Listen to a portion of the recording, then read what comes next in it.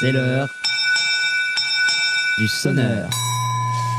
Alors, vendredi dernier, vers 20h15 en Russie, à Krasnogorsk, Krasnogorsk, c'est une banlieue de la capitale russe, de Moscou, qui s'était opérée une attaque terroriste d'une ampleur non égalée sur le sol européen. Des hommes armés d'armes automatiques ont attaqué la population se trouvant dans une salle de concert, la salle du Crocus City Hall. Il faut savoir que c'est une salle qui est intégrée dans un grand centre commercial, comme ils font souvent en Russie. Les assaillants ont ensuite mis feu à la salle. Le bilan humain est absolument terrible. 137 victimes décédées, 180 blessés, dont certains dont la vie est entre la vie et la mort.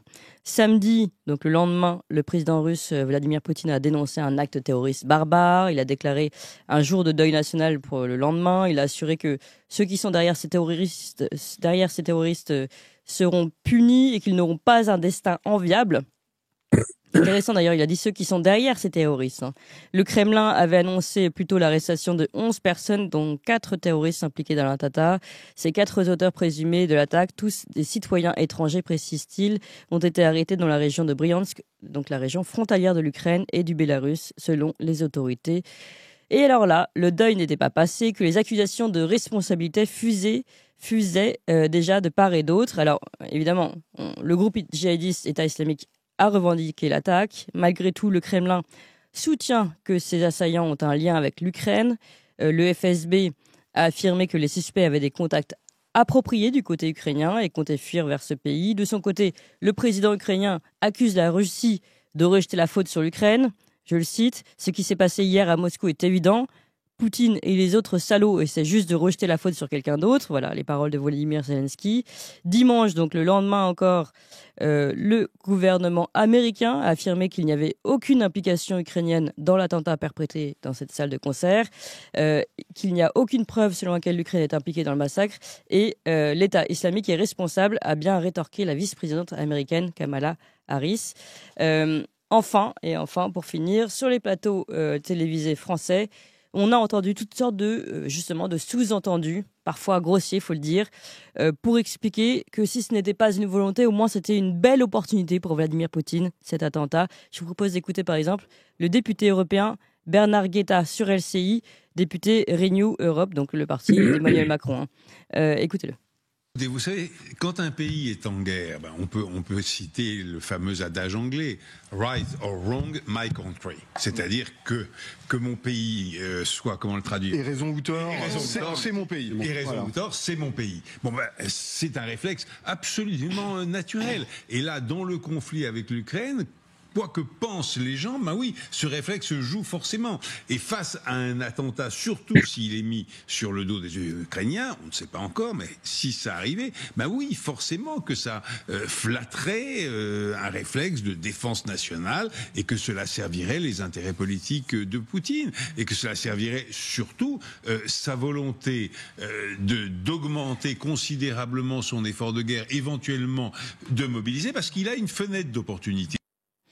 Voilà, il a une fenêtre d'opportunité. Alors pour parler de tout ça, que ce soit la guerre de communication, mais qu'on commence à bien connaître finalement, et puis dans un second plan, les véritables enjeux de ce qui s'est joué dans cet attentat terroriste, je suis très heureuse pour cela d'accueillir Jacques Beau. Bonjour Jacques Beau. Bonjour. Et merci beaucoup d'être avec nous tôt ce matin pour répondre à toutes ces questions. Je rappelle rapidement que vous êtes ancien colonel d'état-major général, ancien membre du renseignement stratégique suisse, spécialiste des pays de l'Est, formé dans les services de renseignement justement américains, britanniques, auteur de nombreux ouvrages, dont celui-ci, L'art de la guerre russe, chez Max Milo. Alors, peut-être pour commencer, je ne sais pas si vous voulez commencer par la guerre de communication justement et ces extraits qu'on a entendus de journalistes et de députés européens qui disaient que c'était une opportunité pour les Russes, ou vous voulez commencer par les faits et ce qu'on sait? Eh bien, tout d'abord, on peut réagir à ce que disent les politiciens français qui, depuis le début de la guerre en Ukraine, se sont montrés des apologistes du terrorisme en réalité, puisque on sait que l'Ukraine a mené plusieurs attentats terroristes qui n'ont jamais été condamnés par ces gens, qui se prétendent pourtant défenseurs de nos valeurs et des droits de l'homme. Ils n'ont jamais condamné ces attentats. Ils se réjouissent même, d'une certaine manière, que ces attentats soient passés contre la Russie ou des ressortissants russes à l'étranger. Donc, on est là avec des gens. Mais enfin, ils ne nous étonnent pas beaucoup parce que on a déjà entendu la même chose de leur bouche depuis bien longtemps. Ce sont des apologistes du terrorisme qui les dérange. Et par ailleurs, ce sont aussi les mêmes qui ont finalement créé, d'une certaine manière, le terrorisme qui a frappé même la France en réalité.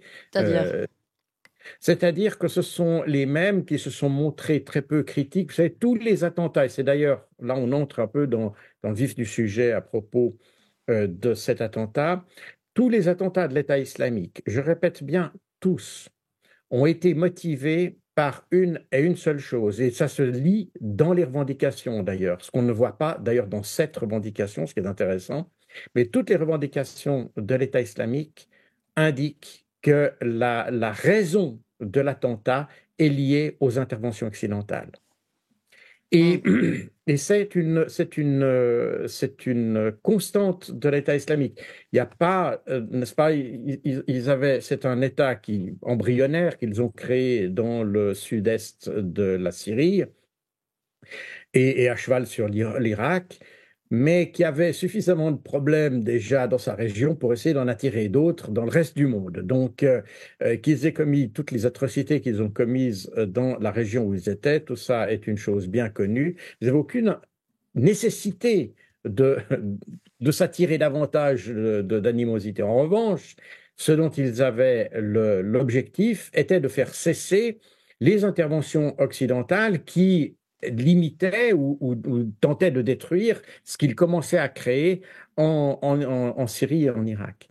Donc, tous leurs attentats ont été motivés par ça et ils l'ont systématiquement dit. Nos médias ne l'ont jamais dit parce qu'il fallait évidemment que ça aurait condamné d'une certaine manière la politique de nos pays à l'égard du Moyen-Orient en général. Mais en réalité, quand on regarde toutes les revendications, j'en ai une collection absolument monumentale à la maison, enfin à la maison, dans mes dossiers, pardon. Euh, mais quand on regarde toutes ces revendications, elles ont tout un point commun, c'est cette condamnation ou cette volonté de faire cesser les interventions à l'étranger. oui, parce que si je reprends, pardon, parce que c'est important ce que vous dites, sur le Bataclan par exemple, nous, ce qu'on a entendu comme revendication, c'était la musique du diable par exemple, ou alors sur Charlie Hebdo, c'était les caricatures. Non, ça c'est ce que nous avons interprété, mais ça ne fait pas partie des revendications. Les revendications qui ont été exprimées ont toujours été sur nos interventions étrangères. Les caricatures ou le Bataclan, ils ont pris, d'ailleurs ils l'ont écrit eux-mêmes, hein, je n'invente strictement rien, ils ont écrit ça simplement de nouveau dans nos médias, y compris nos pseudo-experts sur le terrorisme, ne tiennent pas compte parce que soi-disant c'est de la propagande, donc on n'écoute pas du tout ce qu'ils disent. En réalité, les caricatures ou le Bataclan ou ce que vous voulez, ils choisissent les endroits, passez-moi l'expression, mais c'est un peu leur terme, c'est ceux qui méritent le plus d'être tués. Donc, quand vous faites un attentat terroriste, il y a deux possibilités, grosso modo. Soit vous visez personne et puis vous tapez dans la foule. Hein, c'est les attentats qu'on a eus dans les années 90 en France, typiquement dans le RER, par exemple. Vous avez une bombe dans le RER qui frappe n'importe qui, vraiment n'importe qui. Ou bien, il y a l'idée que vous choisissez ceux qui, d'une manière ou d'une autre, vous ont offensé ou avec lesquels vous avez, d'une certaine manière, un contentieux, si vous voulez. Ça peut être une communauté. De nouveau, ça ne veut pas dire que ces gens soient directement responsables, mais ça veut dire que dans la perception des terroristes, ils ont fait une sélection. Alors la sélection, elle n'est pas toujours très heureuse, parce qu'évidemment, elle visera, par exemple, une communauté religieuse, typiquement l'hypercachère ou des choses comme ça, ou bien des gens qui ont fait par exemple, la publication des caricatures. Donc, le problème, s'ils avaient voulu se venger des caricatures, ils l'auraient fait bien avant. Donc, il s'agissait bien on veut faire un attentat et on choisit une cible qui est, ma foi, oui, ceux qui, passez-moi l'expression, qui est pas très heureuse, je le reconnais, mais qui exprime assez bien la logique de ceux qui planifient l'attentat, ils choisissent ceux qui méritent le plus, entre guillemets. Oui. Et Alors, voilà. oui. Mais ça ne veut pas dire de toute façon que là, on donne leur propre position. C'est absolument pas dire qu'on suit cette position, évidemment. Hein. Ça permet juste de comprendre leur fonctionnement. Oui. Il faut expliquer. De nouveau, c'est toujours la même chose.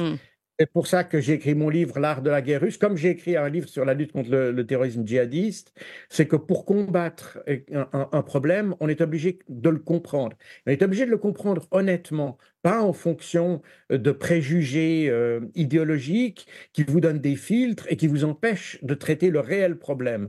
Et c'est d'ailleurs exactement parce qu'on n'a pas réussi à traiter le réel problème. Rappelez-vous, après les attentats de 2015, on vous a dit que c'était la radicalisation dans les prisons, la radicalisation dans les écoles, la radicalisation partout. On a fait des centres de déradicalisation, on a fait toutes sortes de choses qui n'ont donné strictement rien du tout parce qu'on a tapé à côté du problème. On n'a pas adressé le vrai problème et c'est pour ça qu'en France, vous continuerez à avoir ce problème, vous continuerez à avoir des gens qui spontanément s'associeront le moment venu, lorsque l'occasion se présente, si un jour d'aventure la France se relance dans des opérations à l'étranger, vous retrouverez le même mécanisme qui se met en place parce que au lieu de résoudre le problème à sa racine, on le traite qu'en surface et vous aurez toujours en France des gens qui, d'une manière ou d'une autre, se trouveront en empathie avec ceux qui sont bombardés au Moyen-Orient, par exemple, ou bien en Palestine, ou bien ailleurs.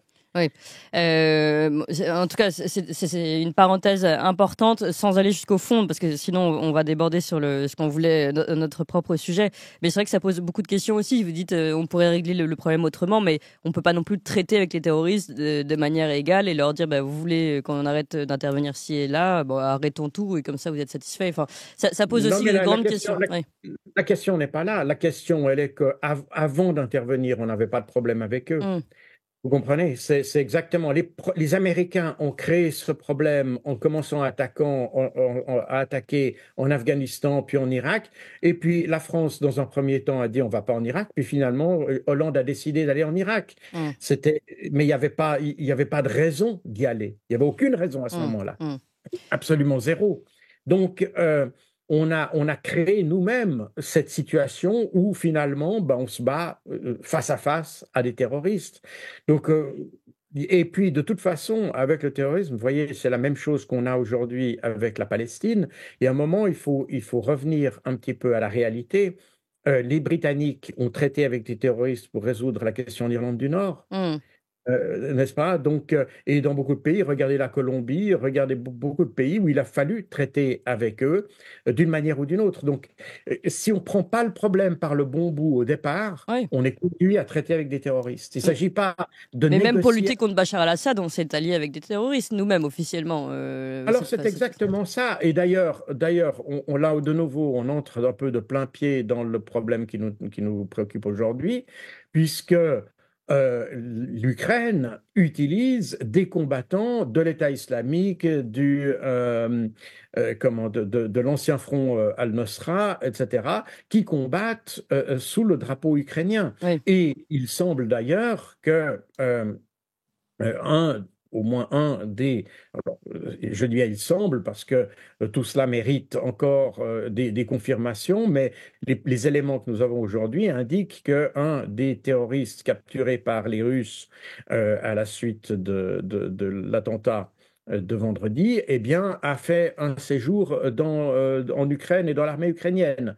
Donc, on est avec des liaisons très incestueuses qui ne se sont pas déroulées uniquement sous le drapeau ukrainien, il faut essayer de dire.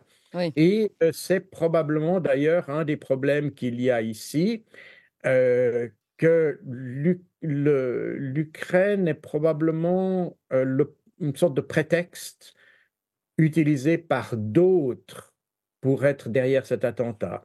Alors pourquoi? Là, on arrive au cœur du sujet. Pourquoi vous pensez ça? Eh bien, d'abord parce que je reviens à la revendication, elle est intéressante. Je ne veux pas donner tous les détails ici parce que je ne voudrais pas que ça donne des indications et des idées pour recommencer. Hmm. Mais il y a beaucoup dans la formulation de la revendication qui a dit que ce n'est pas une revendication authentique de l'État islamique. D'ailleurs, ceci étant, vous remarquerez que ce n'est pas l'État islamique qu'ils revendiquent, hein. Ils font que reporter une information qu'ils ont reçue de l'extérieur, ce qui est intéressant aussi. Mais bref, il y a C'est-à-dire, beaucoup- attendez, parce que là, c'est-à-dire, vous dites c'est pas une vidéo de l'État islamique qui a revendiqué. la revendication, le texte de la revendication indique clairement qu'ils ont reçu une information extérieure. Donc, si vous voulez, l'État islamique dit, en substance, ils nous disent, on nous dit que l'État islamique a commis un Hmm. attentat. D'accord. Voilà, mais c'est le texte qui a été publié, qui a été relayé d'ailleurs sur les réseaux sociaux. D'accord. Ce qui laisse supposer qu'effectivement, il y a une main extérieure qui s'est mêlée de tout ça. Les Américains, je rappelle aussi que les Américains ont publié ce qu'ils appellent un advisory le 7 mars, l'ambassade des États-Unis à Moscou, pour avertir les ressortissants américains qu'il pourrait y avoir un attentat dans des lieux de concert ou des lieux de grand rassemblement. Et le 7 mars, c'est d'ailleurs la date où on observe qu'un des protagonistes de l'attentat est en sorte de reconnaissance justement au Crocus City Hall. Donc, il est probable que les Américains aient eu l'information qu'un attentat se préparait. Probablement que cet attentat visait à ce moment-là, puisqu'il parlait d'un attentat dans les 48 heures, et cet attentat visait probablement le concert de Shaman, une vedette du rock russe, très connue en Russie, très populaire, et que cela devait se dérouler le 9. Mais apparemment, la reconnaissance effectuée le 7 n'a pas inspiré les terroristes et ils ont pensé que les mesures de sécurité qui avaient été prises en vue du concert empêchaient la bonne conduite de cet attentat et apparemment y ont renoncé. Enfin, ils ont renoncé momentanément ou ont déplacé leur affaire. Alors, juste on s'arrête sur ce point également. On Oui. va prendre le temps, hein. Je précise à tout le monde, on a encore beaucoup de choses à développer avec Jacques Beau, mais on va prendre le temps d'aller jusqu'au bout. Quitte à décaler légèrement, je préviens tout de suite ceux qui m'écoutent, les prochains invités. Alors, juste sur ce point, vous dites l'ambassade américaine, et en effet, on a cette information, avait prévenu également ses citoyens, les Américains avaient prévenu la Russie d'un éventuel drame à venir, enfin attentat à venir. Et là-dessus, Vladimir Poutine, lui, avait dénoncé des déclarations provocatrices ou une volonté d'intimider et de déstabiliser notre société. Je cite les mots de Vladimir Poutine. Est-ce que là, par exemple, il n'y a pas une erreur aussi du côté russe de ne pas vouloir prendre en compte ces alertes? Alors, l'alerte publiée par l'ambassade américaine parle d'un attentat dans les 48 heures. Alors, bon, l'attentat n'a pas eu lieu et effectivement, on peut se demander si la Russie n'a pas baissé la garde trop tôt ou ne s'est pas méfié suffisamment. Ceci étant, effectivement, il est très difficile, c'est un petit peu la même problématique qu'on a avec le 7 octobre 2023, par exemple, c'est-à-dire qu'on peut avoir des éléments d'information, mais ces éléments sont insuffisants pour déclencher quelque chose, parce que vous ne pouvez pas tout d'un coup... C'est la même chose que le 11 septembre 2001, d'une certaine manière, où on savait que quelque chose allait se passer, mais vous savez ni où ni comment, et quand vous avez des milliers de vols chaque jour, eh bien, ça devient très compliqué d'assurer le même niveau de sécurité dans tous les aéroports du pays, etc., etc. Donc, ce qu'on appelle d'ailleurs la problématique du renseignement opérationnalisable, c'est-à-dire c'est pas vous recevez une information comme quoi un attentat va se dérouler, ok, mais ça vous donne pas d'indication de quoi faire.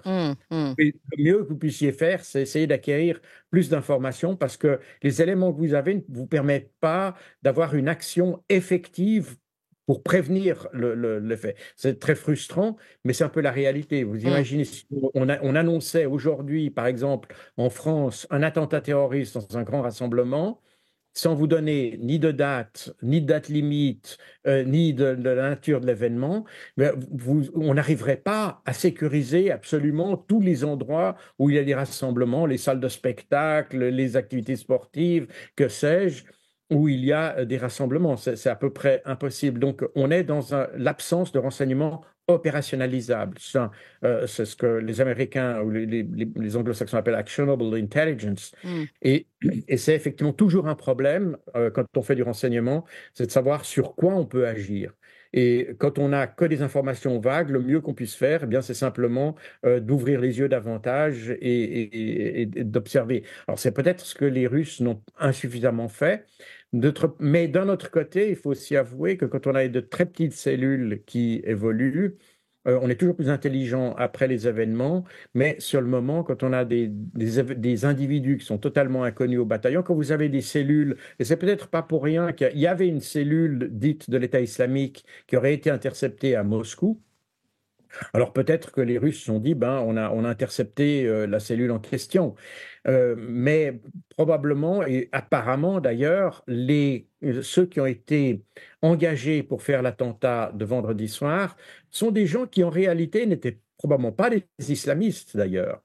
Puisqu'on les a engagés en leur promettant une rémunération, ce qui est très inhabituel chez les islamistes, puisque les islamistes font ça par conviction et par démarche spirituelle d'une certaine manière, et non pas pour de l'argent. Et là, on a aussi, et on voit d'ailleurs on voit dans le comportement de ces terroristes après leur arrestation, on voit que ce sont des gens qui ne sont pas là pour être suicidaires. Oui, alors ça c'est justement des éléments, plus le fait qu'ils aient demandé cette rémunération qui est faible par ailleurs. Oui, elle est faible, mais de nouveau, tout ça ne veut rien dire parce que suivant l'origine du gars, eh bien, ça peut représenter une fortune dans son pays. Ça ce sont des choses, il ne faut pas les regarder de manière trop ethnocentrée. Ce qui est faible pour nous peut être très alléchant pour quelqu'un d'autre. Ça ne signifie pas grand-chose. Mais le fait d'être payé est un élément important parce que, comme on l'a vu, d'ailleurs, le processus de recrutement de ces terroristes, par conversation téléphonique, une personne anonyme qui les appelle et puis qui les convainc un peu par des réseaux sociaux, etc., c'est pas du tout comme ça et que les autres attentats de l'État islamique ont été menés. On a un peu d'ailleurs, c'est la doctrine, si vous voulez, de l'État islamique, c'est de provoquer une sorte de génération spontanée, on pourrait dire, c'est-à-dire de lancer un appel global pour lutter en faveur de l'État islamique. Mais c'est un appel général qui est lancé, et puis il est pris au vol, si vous me passez l'expression, par des militants ou des sympathisants ou des gens qui se sentent une communauté de vue avec le message, qui prennent le message au vol et qui s'organisent. Je vous rappelle, par exemple, les gars ceux qui avaient fait les attentats contre Charlie Hebdo et l'hypercacher. Et d'ailleurs, Koulibaly, dans sa vidéo, exprime très clairement, évidemment, personne n'a montré cette vidéo, donc les gens ne savent pas, mais il explique très clairement qu'ils se sont débrouillés eux-mêmes. Ils se sont prêtés de l'argent, ils ont loué une voiture, acheté une voiture. Enfin, on est vraiment dans l'organisation un peu de briques et de broc, mais qui a un avantage opérationnel considérable, c'est que il n'y a pas de flux financier, si vous voulez. On se prête l'argent un peu de gré à gré sans qu'il y ait des flux d'argent venant de je ne sais pas quel pays du Moyen-Orient. Et par conséquent, la chose passe totalement sous les réseaux radars. Et c'est exactement d'ailleurs la raison pour laquelle il est très difficile d'identifier les auteurs d'un attentat, même si l'attentat a été annoncé d'ailleurs, parce qu'ils passent totalement sur les réseaux radars. Alors là, on a quelque chose qui est un peu différent, puisque les terroristes ont été appelés et recrutés à distance par une source. Donc on n'est pas du tout dans le modus operandi de l'État islamique. Donc des assassins qui seraient venus en tout cas du Tadjikistan. Donc, un pays Oui, ouais. ce qui ne veut pas dire grand-chose, Ouais. puisqu'il est probable que ce sont des volontaires ou des gens qui étaient, ou en tout cas un d'entre eux qui était volontaire dans l'armée ukrainienne. Il est allé se battre là-bas pour des raisons qui lui sont propres. Et puis, probablement qu'il a eu des contacts. Et puis, c'est peut-être un effet de boule de neige. Là, de nouveau, je n'ai pas tous les éléments pour juger. Mais apparemment, on est un peu dans cette dynamique-là où il a recruté des amis, des collègues ou des co-religionnaires ou des compatriotes. Mais ce qui ne signifie pas que le Tadjikistan soit impliqué dans cette affaire. Alors, On est... qui est impliqué? Alors, concrètement, vous nous dites ici, a priori, c'est sous faux drapeau, entre guillemets, pour utiliser cette expression qui était beaucoup reprise ici, par les uns et par les autres d'ailleurs. Si ce n'est pas véritablement l'État islamique qui n'a, en tout cas vous dites ne pas reconnaître exactement le schéma, le modus operandi de l'État islamique, qui serait derrière ce faux drapeau? Quels sont vos éléments aujourd'hui? Alors, il y a un certain nombre d'éléments permettent de dire que probablement que lorsque les Américains disent qu'ils ne sont pas impliqués, c'est probablement en partie vrai. Je veux dire par là, actuellement, on voit que les Américains essayent de trouver une porte de sortie au conflit ukrainien et n'essayent pas de l'envenimer, Oui. contrairement aux Européens, notamment Macron et les Britanniques, qui pourraient bien être, enfin pas Macron lui-même, mais disons la France et la Grande-Bretagne pourraient bien être les bouteurs de feu dans cette affaire. Parce que les Américains, eux, essayent au contraire peut-être pas nécessairement de calmer le jeu à proprement parler, mais d'essayer de trouver une porte de sortie. Et on le voit notamment, on l'a vu avec les attaques menées par l'Ukraine contre les raffineries de pétrole, où les États-Unis sont intervenus, ont dit d'arrêter Oui, oui, tout à de fait. Oui. frapper ça. Et donc, on voit que les Américains sont inquiets maintenant. N'est-ce pas? L'objectif des C'est leur Américains, élection. c'est leur élection. Et ils ont compris que la partie était perdue en Ukraine. Il n'y a que des jeunes coqs à la Macron et à la Rishi Sunak qui pensent qu'on peut encore se rebiffer et puis faire encore de la guerre, peut-être Annalena Baerbock. Enfin, on est un petit peu dans cette mouvance-là de gens qui essayent de se battre à tout prix, mais sans avoir de réel objectif. Donc finalement, les Américains n'ont pas leur intérêt, en tout cas si on prend chaque élément de ces cartes étalées devant nous, les Américains n'ont pas cet intérêt aujourd'hui. Vous dites, a priori, on ne voit pas l'intérêt direct de ce pays aujourd'hui à envenimer la situation, que lui-même a montré des éléments, et c'est sûr, on en avait déjà parlé sur plusieurs informations, dont ce fameux article du New York Times qui révélait toutes les bases américaines de la CIA. Si ça a été fait, c'est évidemment pour freiner le jeu et dire qu'ils se retournaient et commençaient à organiser la suite. Donc vous dites, si c'est pas ça, c'est peut-être plus le côté français ou côté Grande-Bretagne. Alors c'est quand même très très fort et on va dire important en termes de responsabilité de dire ce genre de choses. Donc quels sont les éléments pour vous? Y a-t-il des éléments solides?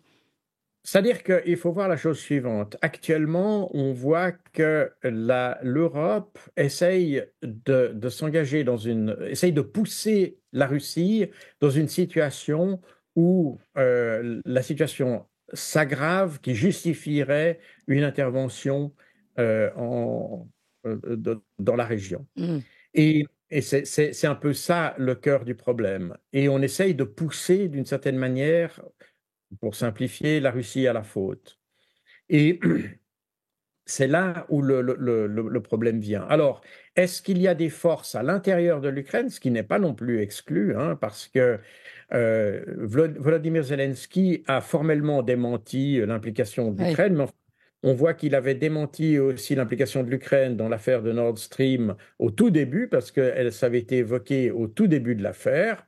Et Volodymyr Zelensky l'avait démenti, et puis aujourd'hui, on revient, depuis maintenant près d'une année, on revient sur la responsabilité de l'Ukraine. Mais là, d'ailleurs, très récemment, en fin de semaine dernière, la Pologne a reconnu qu'elle avait connaissance, que les Américains avaient connaissance d'un projet d'explosion de Nord Stream. Exactement. Et puis, on commence à avoir aussi, sauf erreur, la Pologne a déclaré qu'elle avait fourni des faux passeports ou qu'il y avait eu quelque chose dans ce goût-là. Enfin, maintenant, j'ai plus suivi l'affaire Hmm. dans le détail parce que j'étais en déplacement, mais effectivement, on est. Donc, les choses se précisent, si vous voulez. L'étau se resserre un petit peu autour de l'Ukraine. Et avec la responsabilité de Zaloujny, bon, ça, ce qui me semble un peu fort, je ne sais pas, nous n'avons pas l'information, mais il semblerait que l'idée de faire porter le chapeau à Zaloujny a aussi un effet de politique intérieure, puisque Hmm. Volodymyr Zelensky considère que Zaloujny serait son rival en cas d'élection ou bien s'il y avait une élection présidentielle ou des choses comme ça. Donc il le considère comme un rival politique ou en tout Hmm. cas au niveau de la Oui, mais quels popularité. éléments concrètement pour pouvoir cibler ces responsabilités indirectes évidemment de la France et de la Grande-Bretagne dans cet attentat, Alors, je ne la cible. si ce n'est cette fenêtre d'exfiltration comme on a vu et ce lien avec l'Ukraine qui ne montre pas non plus que la hiérarchie au niveau ukrainien était au courant. Oui, alors effectivement, il y a aucun élément qui permet formellement de dire que la France est impliquée ou que ou que la Grande-Bretagne est impliquée. Mais quand on élimine un peu tous les candidats possibles, on arrive à cette possibilité parce que, n'est-ce pas, il y a très peu de services occidentaux d'abord qui opèrent en Ukraine, ça commence par là, qui ont déjà aidé les services ukrainiens.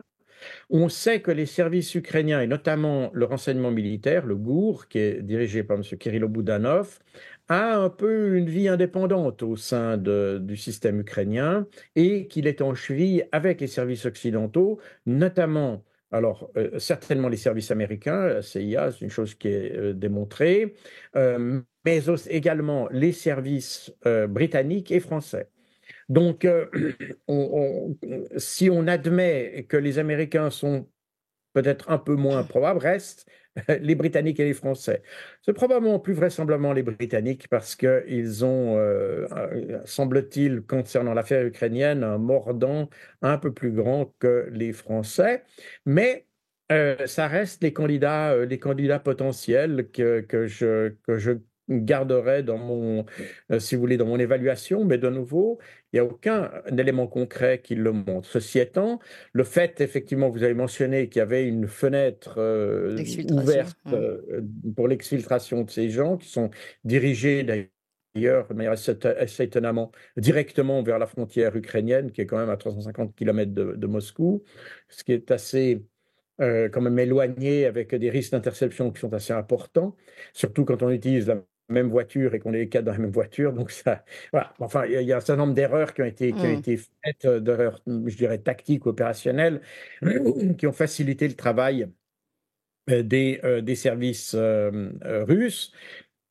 Toujours est-il que pour maintenir cette porte ouverte en Ukraine, il a fallu quand même des interventions quand même sérieuses parce que la frontière ukrainienne, elle a deux composantes, hein. Il y a le côté ukrainien puis il y a le côté russe. Donc quand on ouvre une porte, là, ça veut dire que la porte s'ouvre des deux côtés. Hmm. Il pose d'ailleurs des questions qu'il Côté russe. faudra Ouais. du côté russe, bien Oui, entendu. mais ça répond aussi à cette question. On se dit, finalement, la hiérarchie côté ukrainienne n'est pas forcément au courant de ce qui se passe. Il peut y avoir Parfait. et tout comme en Russie, a priori, enfin, ça peut s'être fait à un autre niveau qu'au niveau au sommet de l'État. Tout à fait. Mais il peut y avoir en tout cas des réseaux qui se sont organisés entre la Russie et l'Ukraine. Et vous tirez même cette ficelle jusqu'à la France ou la Grande-Bretagne. Alors, deux questions encore à ce sujet. Bon, évidemment, beaucoup de choses à dire. Et encore une fois, là, l'idée est de se dire qu'il y a probablement une responsabilité indirecte ou quelqu'un qui a poussé à l'acte côté européen, mais on est là que dans des On est dans suppositions, l'hypothèse. dans On est des dans hypothèses qui l'hypothèse. permettent de comprendre ce qui se passerait. Euh, je voudrais deux questions. Première, est-ce que vous verriez un lien sur le fait que le président Obama avait justement rendu visite à Rishi Sunak la semaine dernière, comme justement vous voyez en lui peut-être un potentiel euh, allumeur de flammes, je vais dire. Et puis deuxième chose, est-ce que vous verriez un lien avec la CIA, comme ça a pu être beaucoup dit? Et je rappelle d'ailleurs que Donald Trump lui-même en 2016, dans un discours que je voulais vous passer, puis j'ai pas eu le temps de découper cet extrait, juste avant d'être élu président, rappelait que Obama et Hillary Clinton étaient les fondateurs d'ISIS. Et voilà, je pourrais passer l'extrait ou mettre la vidéo à la fin de cette vidéo.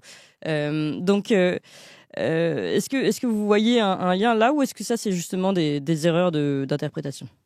Non, alors ce que Donald Trump dit est faux. Ce ne sont pas les créateurs de l'État islamique. En revanche, ce qui est vrai, c'est que les Américains, mais pas de nouveau, pas seulement les Américains, les Français également, puisqu'ils étaient sur place et ils étaient partie prenante dans le conflit en Syrie, ils ont laissé grandir l'État islamique.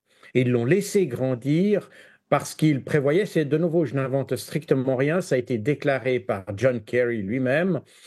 John Kerry a déclaré: nous avons laissé grandir l'État islamique parce que nous pensions que c'était une menace contre Bachar al-Assad. Et les frappes menées, et d'ailleurs on a la cartographie des frappes menées à l'époque par les Français et d'autres d'ailleurs, parce qu'il y a la Belgique, etc., qui étaient aussi impliqués, les Hollandais également, et les États-Unis. Quand on regarde les frappes, on s'aperçoit que l'État islamique n'a été combattu que lorsqu'il s'attaquait aux Kurdes, mais il n'a jamais été combattu lorsqu'il était du côté syrien. Pourquoi? Parce on pensait que l'État islamique se développerait, et lorsque l'État islamique a atteint Palmyre, d'ailleurs, c'est ce qui a déclenché l'intervention russe. Et ce sont les Russes qui finalement sont les vrais destructeurs de l'État islamique, parce que les Russes, quel que soit l'endroit où était l'État islamique, qu'ils étaient contre les Kurdes, etc., les Russes ont combattu l'État islamique. En fait, ce serait une alliance d'opportunités qui l'a pu C'est pas exister. seulement ça, c'est John Kerry l'explique et il dit: c'est nous qui avons en fait créé les conditions pour l'intervention russe. Et le financement Le financement, c'est autre chose. Là, on est sur autre chose. Le financement de l'État islamique. Vous savez, on a toujours l'impression il faut toujours des grandes interventions financières, alors que en réalité, l'État islamique, c'est beaucoup, j'allais dire presque autofinancé d'une certaine manière, parce que il y avait un système d'imposition dans la région où il était. Alors que les gens n'étaient pas tous très favorables à ça, c'est très probable. Et puis on aura sans doute un peu forcé la main quand même. Mais ce que je veux dire, c'est que il y a certainement des éléments de financement, mais il y avait tellement de mouvements de résistance, y compris des mouvements sunnites, ultra religieux et proches du salafisme, etc., et qui étaient là, que le financement et puis le potentiel humain n'étaient pas très compliqués. Ce qui a contribué très largement à la dissolution de l'État islamique, c'est que les frappes, notamment russes, ont été telles que les combattants de l'État islamique se sont convertis, entre guillemets, dans d'autres groupes salafistes, comme l'ancien groupe Al-Nosra et d'autres encore qui sont dans la région aujourd'hui, de la région d'Idlib, qui est finalement une zone protégée par la Turquie, dans la région d'Irbil et tout ça. Pas d'Irbil, qu'est-ce que je raconte? D'Idlib, pardon. Et c'est d'ailleurs de cette région que viennent beaucoup de combattants qui sont allés rejoindre l'Ukraine. Donc, les gens n'ont pas changé de motivation, si vous voulez, ils ont simplement changé de drapeau parce que ils sont allés dans des groupes qui étaient moins ciblés que l'État islamique. C'est aussi simple que ça. Et ça a été identifié déjà dans les années 2016-2017. Donc tout ça est très connu. Cette espèce c'est pas un changement c'est pas, nous, on est assez rigoureux dans notre appréciation. On dit l'État islamique, c'est un truc qui est indépendant, et puis on ne voit pas de passerelle possible avec d'autres groupes. Mais en réalité, ces groupes, ils ont des noms différents. Ils sont en rivalité sur le terrain, mais ils ne sont pas ennemis sur le terrain. Et donc, les combattants peuvent très bien passer de l'un à l'autre, et c'est un phénomène qui a été très largement observé en Syrie. Alors, une dernière question, Jacques Beau, parce qu'on arrive vraiment à la fin, j'ai déjà largement dépassé le temps. Je voulais vous faire écouter un extrait de Julian Assange qui explique qu'il a en sa possession, et il le montre à l'antenne dans une interview, qu'on va voir, un courriel d'Hillary Clinton qui, lorsqu'elle était au pouvoir à la Maison-Blanche, indique qu'elle savait parfaitement que Daesh était financé par l'Arabie Saoudite et le Qatar. Si vous pouvez nous donner une dernière réaction et votre conclusion finale à tout ça. In terms of the foreign policy of the United States, that's where, for me anyway, where the emails are most revealing, where they show the direct connection between Hillary Clinton and the foundation of jihadism, of ISIL in the Middle East. Can you talk something about that? How the emails demonstrate this connection between those who are meant to be fighting the jihadists, ISIL, are actually those who have helped create it. There's a early 2014 email from Hillary Clinton, so not so long after she left Secretary of State, to her campaign manager, John Podesta. That email, it states that ISIS, is funded by Saudi Arabia and Qatar, the governments of Saudi Arabia and Qatar. Now, this is I think this is the most significant email in the whole collection. And perhaps because Saudi and Qatari money is spread all over the place, including into many media institutions. All serious analysts know, even the US government has mentioned or agreed with that some Saudi figures have been supporting ISIS, funding ISIS. But the dodge has always been that's it's just some rogue princes using their cut of the oil money to do whatever they like, but actually the government disapproves. Voilà.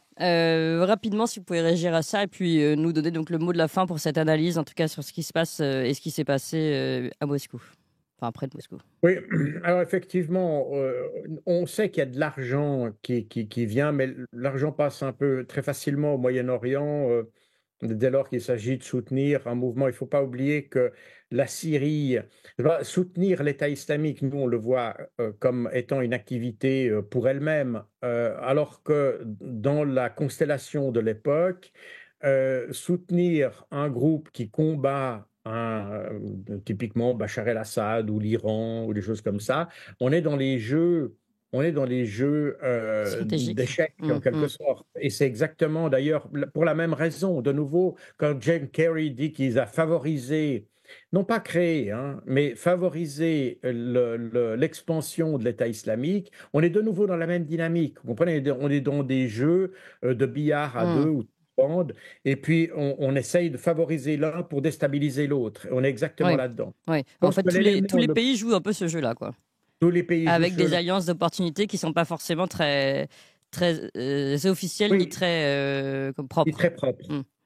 Effectivement. Donc, je ne pense pas qu'Obama et la rencontre d'Obama avec Rishi Sunak, puisque c'est ce que vous avez posé comme question tout à l'heure, ne soit en lien avec ça. En revanche, un élément qu'il faudrait peut-être creuser davantage, à mon avis, et qui m'indique d'ailleurs que la responsabilité des Américains est probablement un peu moins grande que ce qu'on imagine dans cette affaire, c'est la démission de Victoria Nuland.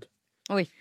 Et il y a probablement une raison, et d'ailleurs, on observe beaucoup elle avait annoncé d'ailleurs que Vladimir Poutine aurait des surprises désagréables, et il est probable que ce soit en relation avec ce phénomène qu'elle ait dû démissionner, et c'est probablement, je rappelle qu'elle a démissionné le 5 mars, et que le 7 mars, les Américains annonçaient un problème possible à Moscou. Il est possible qu'il y ait là une relation de cause à effet et que Victoria Nuland ait déclenché une mécanique, pas nécessairement avec les services américains d'ailleurs. Et c'est pour ça qu'on revient aux services, d'autres services occidentaux, peut-être les Britanniques ou les Français, dans cette affaire. Parce que, avec les services peut-être ukrainiens. Donc, on est au niveau des conjectures actuellement, il faut clairement dire. Oui. Il n'y a aucun élément qui permet de porter des accusations directes, mais c'est des scénarios que personne n'a évoqués. Oui. Et qu'il faut accepter de regarder en face. Évidemment, voilà. Encore une fois, on n'est que dans les conjonctures. Mais quand on voit ce qui se passe aujourd'hui, c'est intéressant d'ailleurs, hein, sur le Nord Stream, avec toutes les révélations qui sont faites récemment et qui vont plutôt dans le sens de vos conjectures plus que dans celles qu'on entendait sur les plateaux télé, eh bien, ça permet de se dire qu'on a le droit d'analyser aujourd'hui ce qui se passe honnêtement, ce qui s'est passé à Moscou. Merci beaucoup, Jacques Beau. Je rappelle votre livre, L'art de la guerre russe.